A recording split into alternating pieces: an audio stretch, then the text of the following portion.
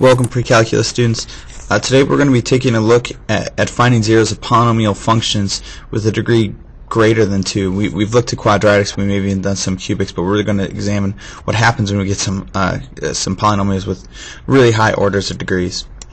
First of all, a complex polynomial of degree n always falls in the form p of x, the polynomial, will equal a sub n x to the n, that's why the degree is n, because that's the highest exponent, plus, we're going to move down the line, a sub n minus 1, x sub n minus 1. We're going to keep adding all the way down to get a sub 1, x sub 1, plus a sub 0. This just means it's a constant. I know it's a crazy form, maybe you've seen it before, maybe you haven't. But the important thing to know is that all of these a sub n minus 1s, a sub 1s, a sub 0s, these are just coefficients. They're coefficients that are some complex number. Could be real, could be imaginary, but all we need to know is that they're complex numbers.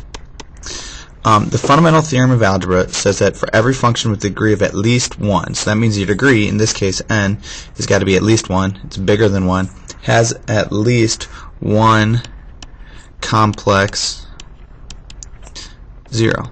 That means that no matter what the function we have, no matter what the polynomial is, there's at least one place, whether it's real or imaginary, where that thing will cross the x-axis, with there be at least 1, 0.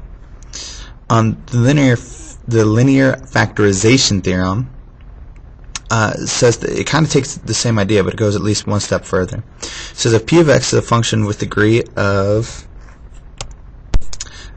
n is greater than or equal to 1, so again it's at least 1, it's bigger, then p has exactly n factors. And can be written in the form p of x equals some constant times your first factor times x minus your second root, all the way down. You're going to keep multiplying them together until you get subtract some constant, the nth one. So what it's saying is that if I take a function, something like, I don't know, f of x equals x to the 14th plus 5, we can write this as some combination of complex and real factors with 14 different factors, because that's our degree. The only thing we need to know is that C1, C2, C through N, all these numbers, they could be complex numbers. They're not necessarily real. They could be complex, but we know that there's at least n of them. If one of these factors occurs m times, then it's said to have a multiplicity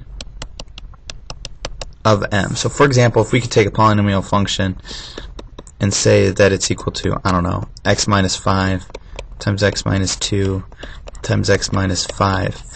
Because this x minus 5 is repeated twice, we'd say it has a multiplicity of 2. You can do this because if you go to rewrite it, we take x minus 5 squared. That exponent on the factor is what its multiplicity is if it's ever greater than 1. The next thing that's going to be helpful in solving all our zeros is understand that complex factors must occur in conjugate pairs. It's kind of a crazy way of saying this. Complex factors. So if we have something like, if one of our factors to our solution is x minus 3i, it's complex, it has an imaginary number, then we know its conjugate pair is also one of our factors. Conjugate pair of that would be x plus 3i. Another way of saying it is if one of our zeros is an imaginary number, I don't know, something like if x equals 4 or 5i, we would also know that x equals negative 5 is also one of the solutions. We'll take a look at it why later, but you need to know that again, complex factors come in conjugate pairs. If you have a positive number with an imaginary number, then you also have to have that negative one. Finally, last piece of vocab. If a polynomial has degree n, then it has exactly n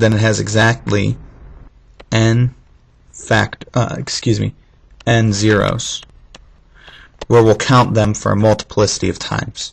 So for example, we could say x to the third plus 4x minus 5. This has a degree of 3, so we know there are 3 zeros. Some of these may be complex, some of these may be just real numbers, but we know that there's going to be 3 zeros. Something that I'm looking back up at this complex pairs come in conjugate pairs. complex factors must occur in conjugate pairs. Something that may help understand is this isn't just when there's i's by themselves. So for example, if you have 3 plus 2i as a solution, then you need to have 3 minus 2i as one of your solutions as well. We're going to go now take a look at a couple examples and how this helps explain, maybe put a little more context to some of this vocab.